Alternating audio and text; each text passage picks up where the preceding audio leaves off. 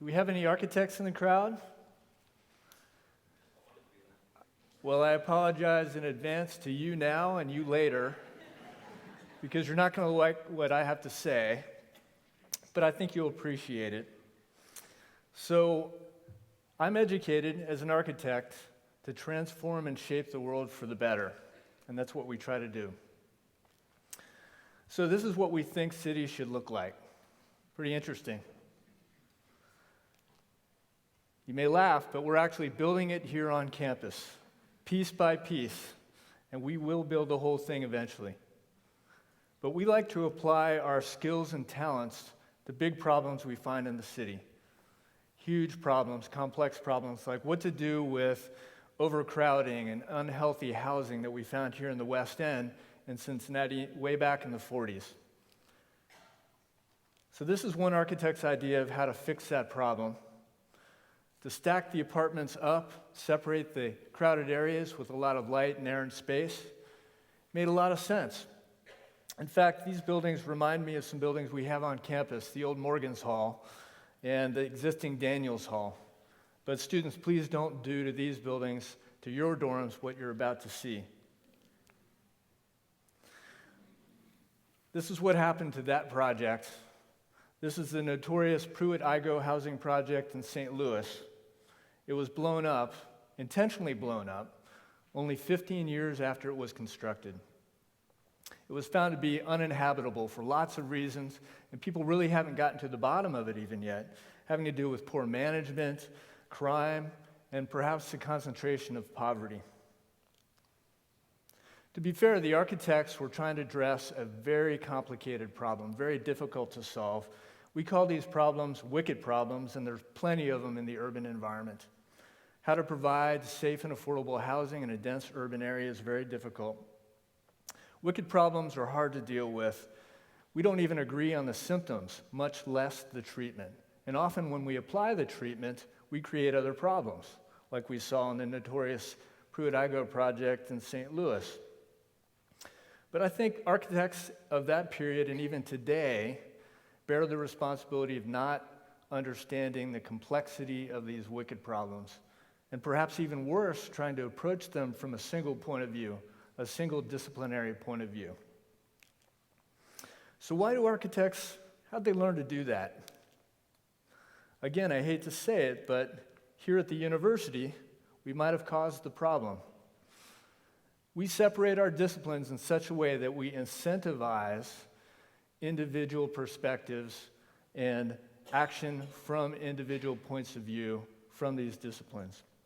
I grew up in that system, so it's not something that's unusual, but certainly universities weren't created to cause a problem like this for the wicked problems of the city.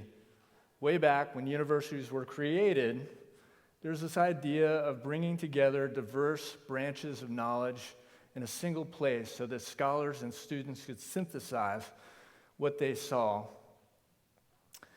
These diverse branches of knowledge certainly had something in common. It was a single worldview. It had to do with the idea that all wisdom was imparted from a single divine source. Now that gave them the opportunity to share logic and to share language that allowed them to communicate in a more effective way, perhaps. So later on, during the Enlightenment, things changed. A lot of good things happened, but what happened between the disciplines certainly changed. The branches of knowledge moved apart. Disciplines gained specializations.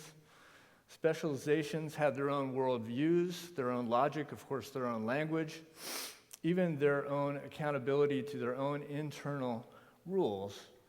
And it made that much more difficult for disciplines to communicate to each other, with each other, across those divides. We found that architects couldn't talk to sociologists, engineers couldn't talk to planners, and in essence, I maintain this is why buildings get blown up.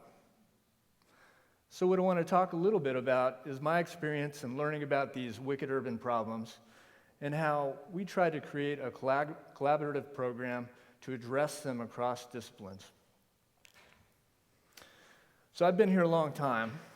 Going back about 20 years, I operated a University of Cincinnati program out of a storefront in the Over the Rhine community, which is in downtown Cincinnati.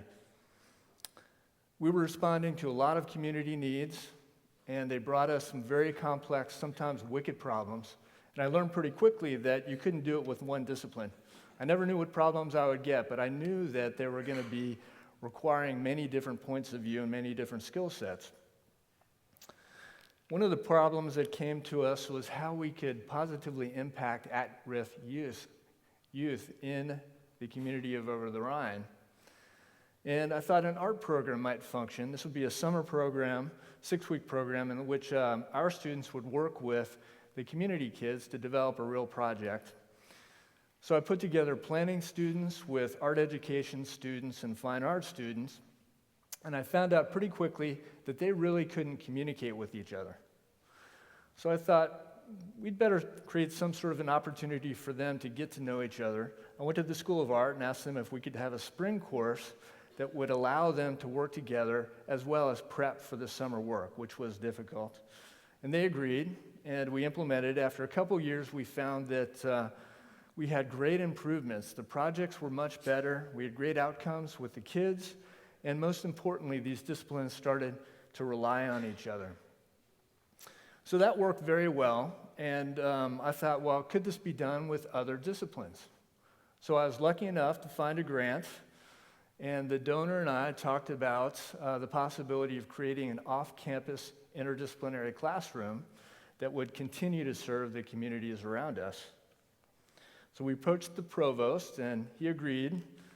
I found space on the first floor of this building, again in Over the Rhine, and we were able to bring together a number of disciplines to work with a great number of community folks on how to address their problems. The president came down. We were really happy to get those visits to be recognized. And she said, "I love what you're doing. It's really great. The problem is we need you to come back to Uptown. We have our own problems with our own suffering communities, so please come back."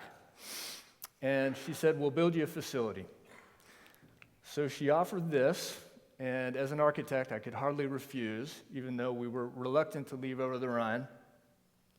And in that space, it's a wonderful big space. Some of you have been there. We conducted a lot more work, more partners, and were able to address many more issues. And after 14 years, we found that we worked with 34 different communities, 159 community partners, and most importantly, 16 disciplines at different times.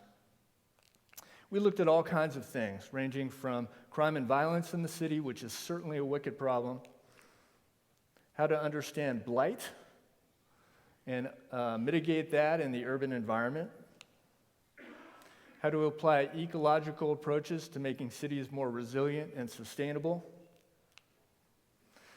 how to provide stimulating and stable places for seniors to age in place in the communities of choice. And occasionally we got to build things, which is really fun. Here's a job training program that's disguised as a pizza parlor. It's run by a group of nuns known as Venice Pizza on Vine Street. Students actually got to design and build this project. Here's a rooftop garden, exists at the Rothenberg Rooftop Elementary School. Students were able to integrate hands-on lessons in biology with their curriculum. It also serves the lunchroom. So we were able to build this robust program that had all these different components. We called it the Niehoff Urban Studio. And I learned a lot about how to organize the disciplines. And believe me, it is not easy. It's very risky. Each discipline has its own demands and its own expectations. But just to give you a sense of it, here's a diagram of a schedule for one 3-hour class block, just arranging 4 different disciplines. It got so complex that we had to have our faculty follow scripts for each class period so we wouldn't trip over each other, especially at the beginning of the semester. Finally, we ended up at this period of time developing a mini curriculum that encouraged our students of different disciplines to interact together in different ways. We knew that the curriculum, although it seems rigid, it had to be very elective, it had to be flexible, and we had to be able to improvise. So in one 2-year period, for example, we had as many as 13 different disciplines working together in the space, sometimes some in collaboration and working teams, other in parallel. But it really gave me an idea about what we need to do to extend our impact and make this interaction much more powerful. That's what I want to talk about. This is the point of my presentation, is that I'm learning from where I think we have fallen short in our effort. Because we know now that it's not enough to create a multidisciplinary interaction. That's essentially where one discipline works on the project and they sort of toss it over the cubicle wall. The other one works on it and they pass it back and forth until they think it's done. It's difficult to do. Sounds easy, but it isn't. And it's not enough to work in an interdisciplinary way, which is where one discipline will take the tools of the other discipline, they'll trade them, and they'll work through a project that way. That's still excellent, and we do a lot of that. That's probably the best thing we do. And it creates a lot of empathy among the disciplines, which is really key to moving forward with these collaborations. But what we need to work on is a transdisciplinary relationship in which each discipline, by working together, they're creating new tools and new knowledge. And I have to admit that after 14 years, we've only hit that mark once or twice. But these are the types of things that I'd like to see happening. I'd like to see IT students working with urban planners to show how social media changes public space. I'd like to see neuroscience students working with architects to model how urban development can follow neural networks. I'd like to see biologists working with engineers to define efficiencies in public infrastructure, like this experiment with the slime mold growing to access food particles and modeling the most efficient transportation infrastructure in the Tokyo metro area. So I didn't want to close with an image of a slime mold for a TED Talk, so I'm going to leave you with this image. I know through my experience that we can create new tools and new knowledge through this type of interaction. And I see it happening at UC. I see our provost and our administration rolling out new programs that can make this more common at our institution. But we need a paradigm shift to make it really stick and grow within the university. We need a different disposition to make it really happen.